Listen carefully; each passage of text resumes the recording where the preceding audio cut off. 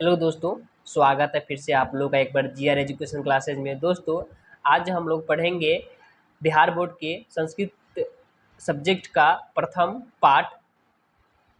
दोस्तों, आप सभी जानते हैं या नहीं जानते हैं तो जान लीजिए कि 2018 के बाद से जो बिहार बोर्ड संस्कृत सब्जेक्ट से प्रश्न पूछ रहे हैं वो ऑब्जेक्टिव हो या सब्जेक्टिव हो, टोटल हिंदी में ही पूछ रहे हैं और उसका आपको आंसर भी हिंदी में ही देना पड़ रहा है। सो हम लोग एक एक करके पाठ को पहले समझेंगे, हर एक पाठ को पहले समझेंगे कि उसका हिंदी अर्थ क्या होता है। उसके बाद मैं आप लोगों को इसका ऑब्जेक्टिव कराऊंगा, फिर उसके बाद सब्जेक्टिव कराऊंगा जो कि टोटल हिंदी में होगा और हिंदी में ही आप लोगों के प्रश्न भी पूछे जाते हैं। तो आप लोगों के बेहतर मार्क्स के लिए मैं इस सभी को हिंदी में ट्रांसलेट करके और समझाऊंगा, क्वेश्चन बनाकर आप लोगों को प्रैक्टिस कराऊंगा। तो दोस्तों, वीडियो को अंत तक देखिए और समझिए। तो दोस्तों, देखते हैं कि मंगलम जो आपका पहला पाठ है संस्कृत का, वह क्या है, उसमें क्या है क्या नहीं है उसको समझेंगे। वैदिक वाङ्मयस्य अंतिभागे दर्शनशास्त्रस्य सिद्धांतान् प्रकटयन्ति। वैदिक साहित्य के अंतिम अंश उपनिषद में दर्शन शास्त्रीय सिद्धांतों का प्रतिपादन किया गया है। सर्वत्र परम पुरुषस्य परमात्मनः महिमा प्रधानतया गीयते।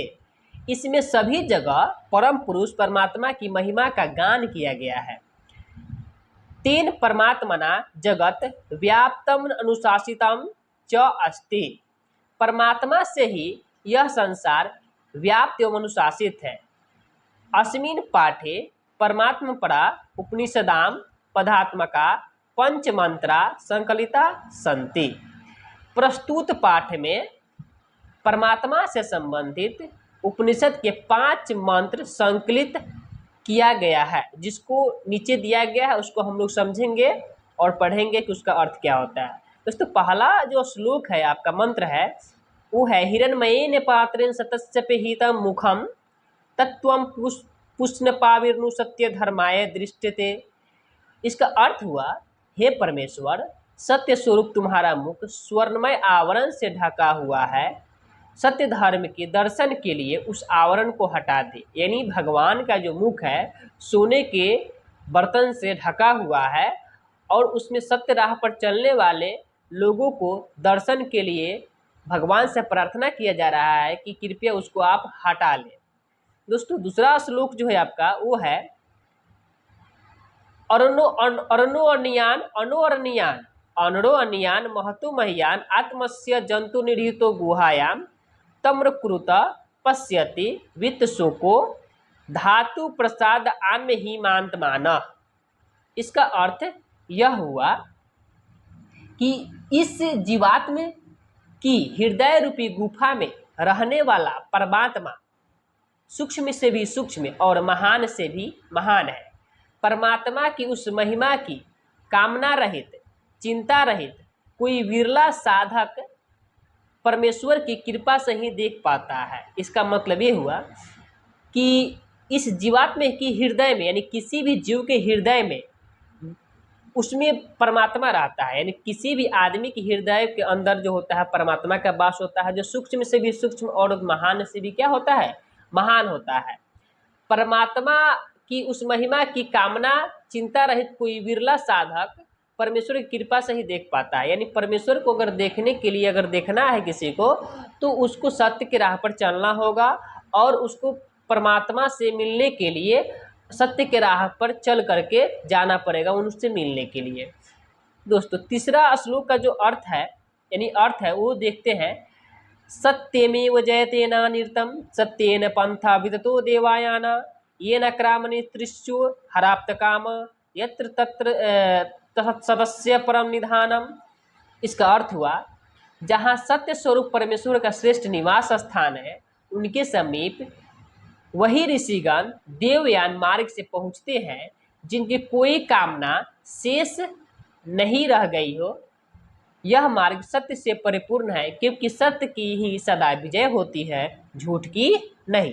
इसका मतलब यह हुआ दोस्तों, सत्य स्वरूप परमेश्वर का जो श्रेष्ठ निवास स्थान है, यानी भगवान का जो निवास स्थान है, उस वहाँ पर पहुँचने के लिए जो ऋषिगण होते हैं देव मार्ग का पालन करते हैं, यानी देव मार्ग से चलते हैं, देवों के मार्ग से चलते हैं, जिनकी कोई कामना शेष नहीं रह जाती, यानी जिनकी कोई भी पूजा पाठ जो भी होता है करते हैं और कुछ भगवान से अगर मानते हैं तो वो शेष नहीं रह जाती, यानी ऐसा नहीं होता है कि कभी नहीं मिल पाया, उनको हर एक चीज़ मिल जाता है।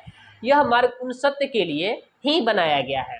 और दोस्तों कहा भी गया है इस श्लोक में कि सत्य की ही भी जीत होती है, झूठ की नहीं। कई बार ये क्वेश्चन ऑब्जेक्टिव्स में पूछे जा चुके हैं। दोस्तों अगला जो श्लोक है, जो चौथा श्लोक है, उसको हम लोग देखते हैं। क्या है वह श्लोक?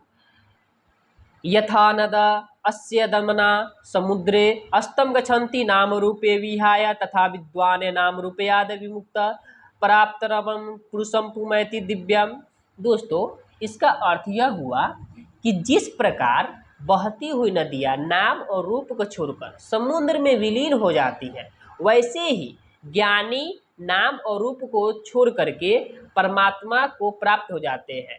यानी कहने का मतलब ये हुआ कि अगर कोई नदी जो है बह रही है और समुद्र में जाकर मिल जाती है तो वो अपने नाम और रूप को भूल जाती है, खो देती है। वैसे ही अगर महान पुरुष होता है या ज्ञानी आदमी जो होता है, परमात्मा से मिलने के लिए उसमें समाहित हो जाता है और अपने नाम और रूप को क्या करता है?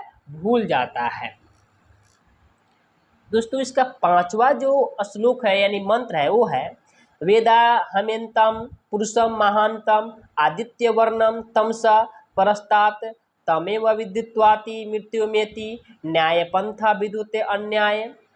दोस्तों इस श्लोक का यानी इस मंत्र का जो अर्थ हुआ, मैं उस अज्ञान अतीत प्रकाश स्वरूप महान पुरुष को जानता हूँ, उसे ही जानकर पुरुष मृत्यु को पार करता है।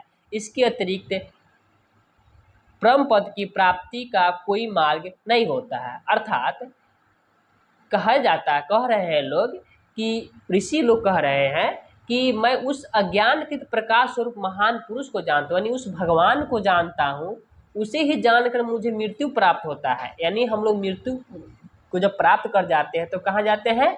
भगवान के पास जाते हैं, स्वर्ग में पहुँच जाते हैं। कोई आदमी अगर खराब काम करता है तो नरक में पहुँच जाता है, और कोई आदमी जो होता है अच्छे काम करते हैं तो स्वर्ग में पहुँच जाते हैं। और यही एकमात्र है भगवान के पास पहुँचने का। तो दोस्तों आज हम लोग ये समझे कि इस श्लोक का अर्थ क्या है। दोस्तों इसके अगले वीडियो में मैं आप लोगों के लिए कमेंट करके बताइए कि यह वीडियो कैसा लगा।